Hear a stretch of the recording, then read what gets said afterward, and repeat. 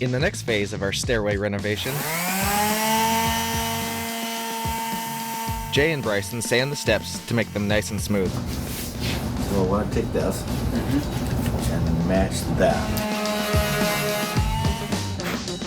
Here, you see them filling the cracks with wood glue and sawdust. But you can also use oak putty. They apply 3 clear coats for a natural finish.